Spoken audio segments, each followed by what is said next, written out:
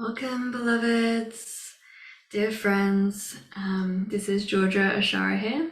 Welcome to another episode of Cosmic Heart Space, and we're going to be talking today about abundance and where it really comes from and how we can tap into it with our divine sensual nature, which is our natural, innocent nature that is creating all things. And why I'm talking about this today and choosing this topic is because not only did I just upload a new video about abundance meditation to help you to activate that, so that's something you can go and look at afterwards to really feel into this energy from a meditative practice.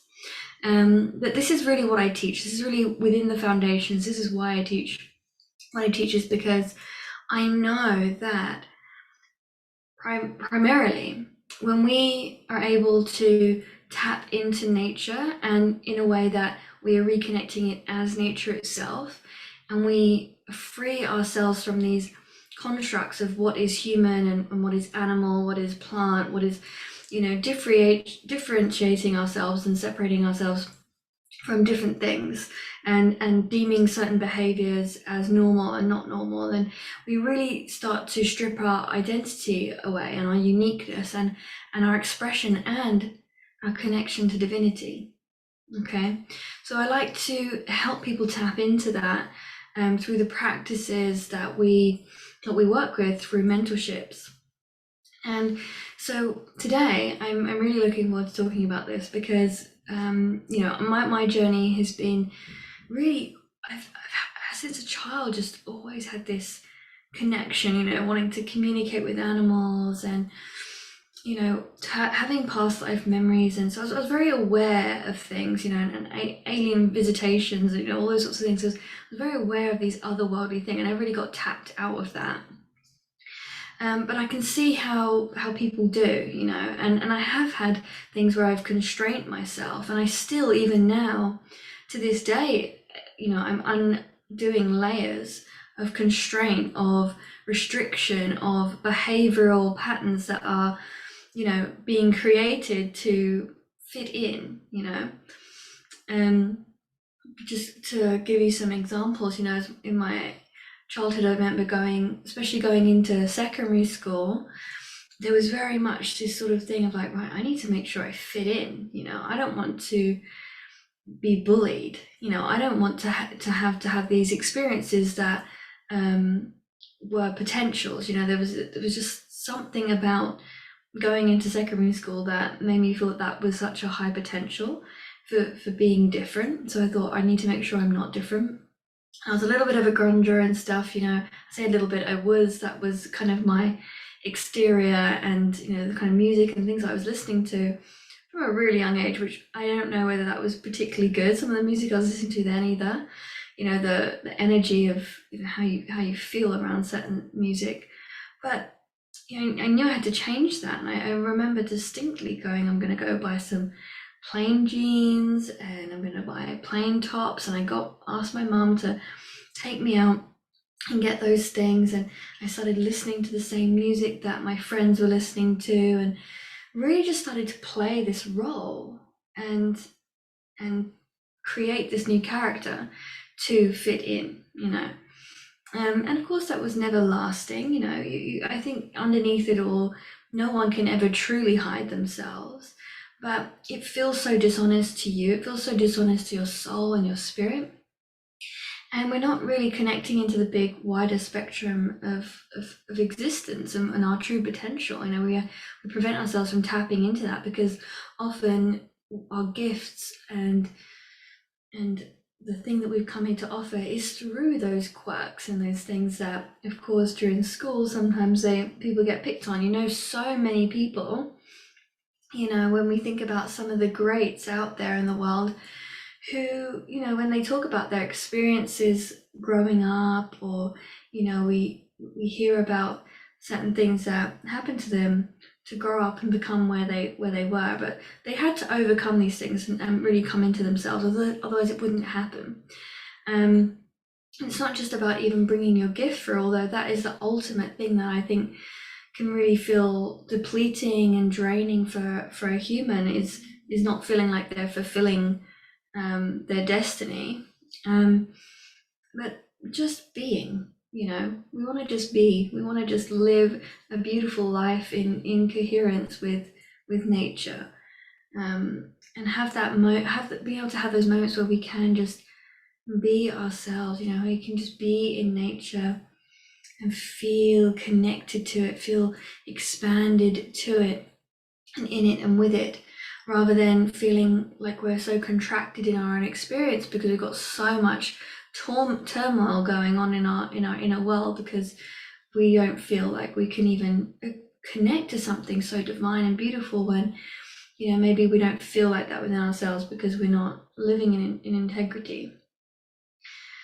So where does this sensuality come into it?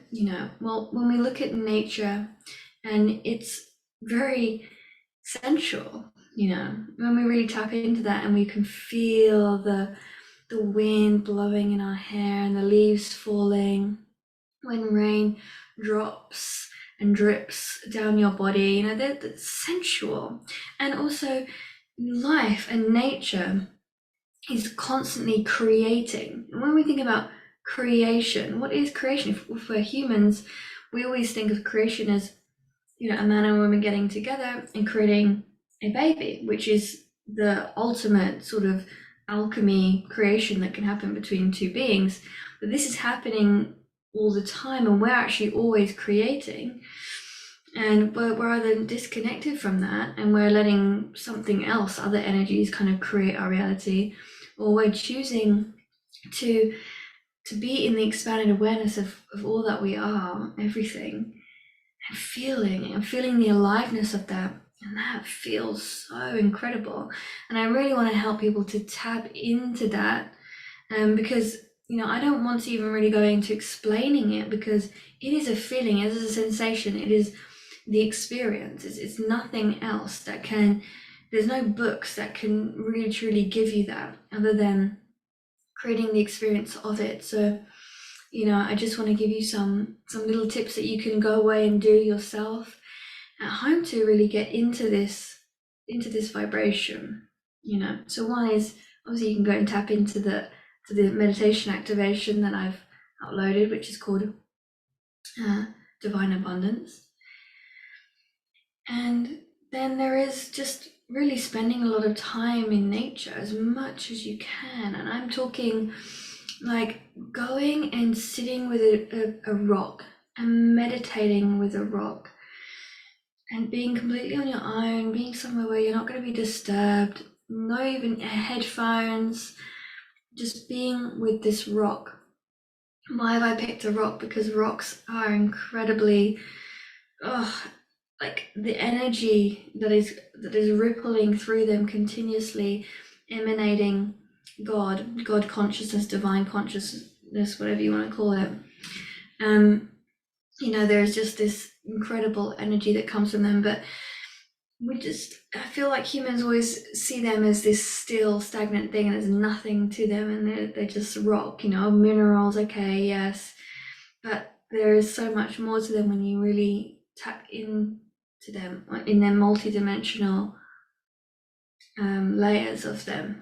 Some of them have different dimensions where other beings are living within these rocks, like whole, you think a whole world living within them, and even just themselves, that they all have their own kind of identity and expression, and they can communicate with you. They can even bring up the Akashic records through the rocks. So when we really sit with them, we can start to open that up for ourselves. And you have to be willing to be patient and not to go there and go, right, I'm going to sit with you because I want to know you. I want the divine to come through from you and into me and No, you just want to go there and just say, hey, and welcome yourself, gift the rocks, anything, and put some offerings down in the land, and just sit there just to be. And then something will start to emerge the more you allow yourself to just be in that practice.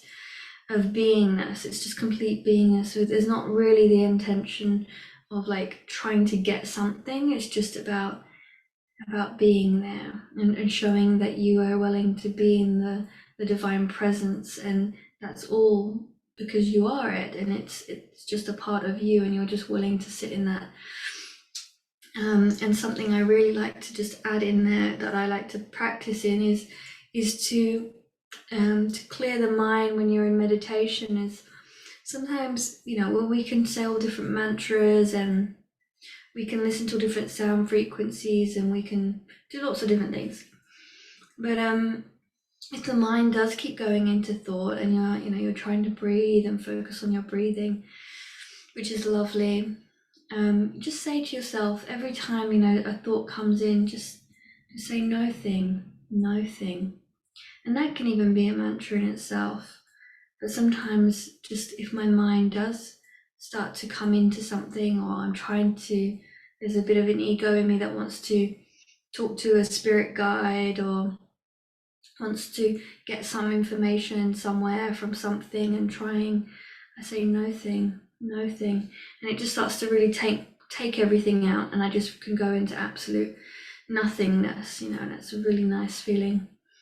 And then actually then sometimes things start to pour in, because you've really, cleared out any kind of ego desire, any kind of pushing, or even creating any resistance, or picking up any thought forms around you. Just really willing to just go into the no thing, which is the void, And I find like even the void, in this absolute nothingness, has this incredible sensual sensation, because it's where all creation comes out. This is the womb space. It's like the cosmic womb, and we're just like, when we're able to just be there, be in that center where everything is just nothing, and yet it's all about to become everything. It's just this absolute incredible sensation. And I think that regular meditation, accessing that kind of energy, rather than trying to do meditations where you're accessing, and these things are all okay as well, but just saying, just doing that, or just doing this, I'm saying that let's incorporate this, if we're not already, is to really bring in that practice of accessing that no thing, accessing that void space. Because I think it seems really counterintuitive maybe to some people that they need to actually really strip away absolutely everything. We think we have to go for goals to access abundance, to manifest and create things. We have to think about them, we have to feel them, we have to know them, we have to try and envision these things. And from my experience, like, it actually feels like, no, I need to just really come into the void and just be there, and be willing to be there for as long as possible, and not really having any intentions of even coming out of the void. Just going to the void, and that is a very transformational experience every single time. It brings something different. So yeah, I feel like they're really good tips that I wanted to just bring forward today. And another one is really getting into your animal body. So you can put some music on and start to move your body like how it wants to move. This isn't about dancing with choreography or making moves and dancing a particular way. It's about moving how the body needs to move. Like, sometimes it's going to feel a bit ugly, maybe it'll feel quite primal, and you can feel like a bit of an animal, like growling around on the floor or something, and it just helps you to access like this natural expression that will want to shift through you, that wants to move through you. It's like we always go back to, in Taoism, we do a lot of shaking, to really create, the vibrations through the body, in which that like trauma and held thought forms and beliefs can just kind of shift out of our body, and that stagnation, can start to move. And we always compare this is when, you know, when you see dogs and cats, this is what they do. You know, if you look at animals in nature, if they've had like, you know, if a zebra was like running through the jungle, you know, and then suddenly this, like, you know, because this animal is like chasing it, but it gets away. Afterwards, when it knows it's safe, it just like has a little shake. It just kind of, you know, flicks of its tail, whipping itself to like sort of just shift any energy off. So, you know, this is what we're coming back to as well. So that's another thing that we really go into within the mentorships as well. All mentorships that I offer, I like to give people that potential to access it, even if it's just me offering, like here, just giving the advice to go away and do that, or we hold a ceremony with that, so we can really get into our animal bodies and start to see what wants to move and shift, and what do we want to create in our bodies, you know, showing what's possible in this body as well, like beyond, you know, sometimes we think about workouts, when we think about dancing, but we're going beyond that. We're going into the innate expression, and it helps to get out of the mind as well. The mind starts coming away, peeling away, the thought forms peel away, and we're just in the now moment. We're just in that natural expression. And then the channeling can come through, you know, you can start to really hear clearly your highest self, your divine self, as I like to say. So what I really would love to share right now is just a little light language transmission, which is just kind of like what was in the divine abundance meditation. And the reason I'm going to share this is that it, like, you know, for me, we've got this whole thing about light language, and that it's the language of light, but, you know, I think it's a much bigger spectrum. That it's the language of the divine. You know, it's getting us out of this kind of egoic mind of like a linear way of talking and speaking and expressing, and tapping into something much more, tapping into what's around us. You know, we're tuning into the animals. If you spend a lot of time in nature, you can hear and pick up these frequencies. Sometimes it sounds like bugs, sometimes it sounds like birds, sometimes it sounds like different galactic multi-dimensional aspects, sometimes it just is different frequency sounds that help to tune up our frequency. If you was to put these sound frequency measurements on some of these light language videos that people do, I guarantee you will see things like 528 and 369 and things like that coming out through people's voices, because we literally have the ability to tune into the divine frequencies, these healing frequencies, through our own voice.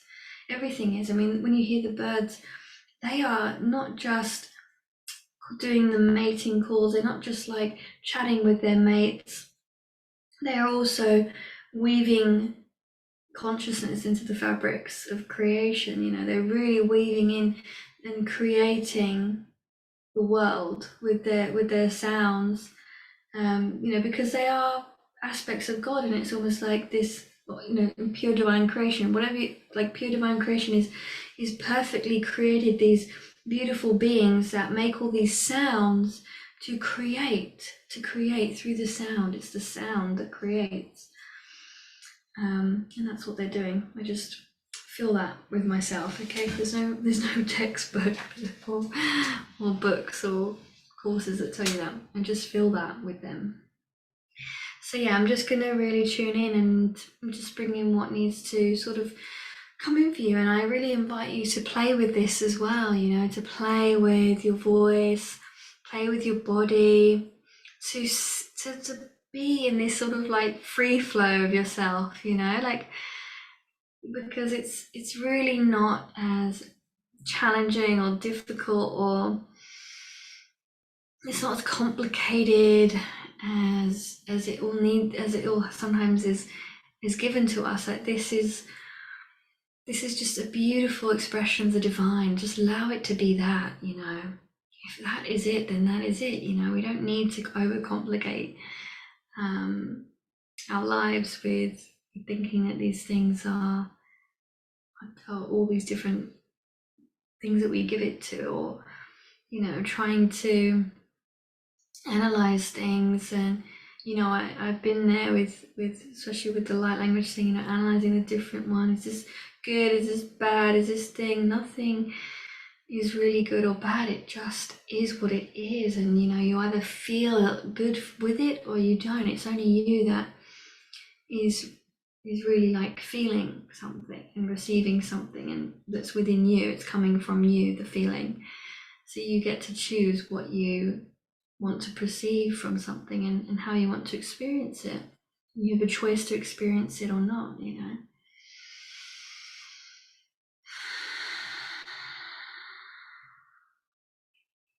So if you're ready, again, I invite you to play with me, okay? This isn't about you sitting back and just listening to this right now. If you want to go do that, you can go to the meditation, but I invite you to play with me right now, just tuning in to your body,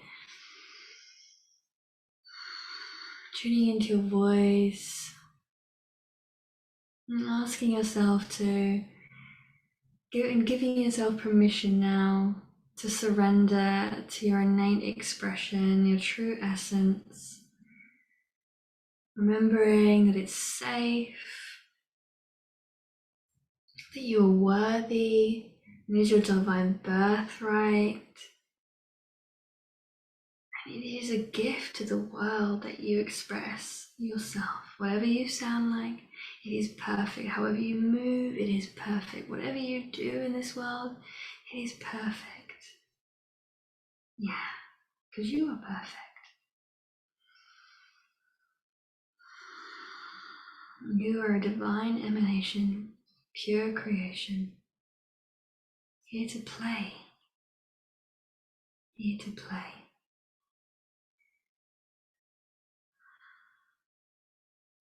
Here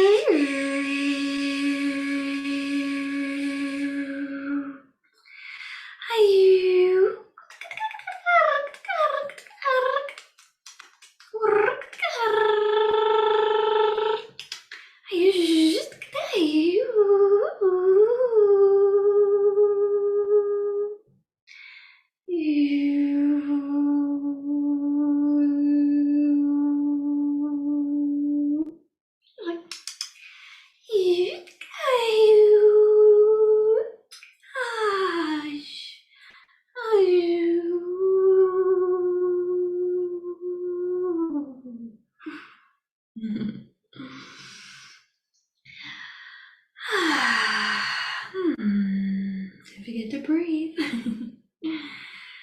and laugh. Yeah.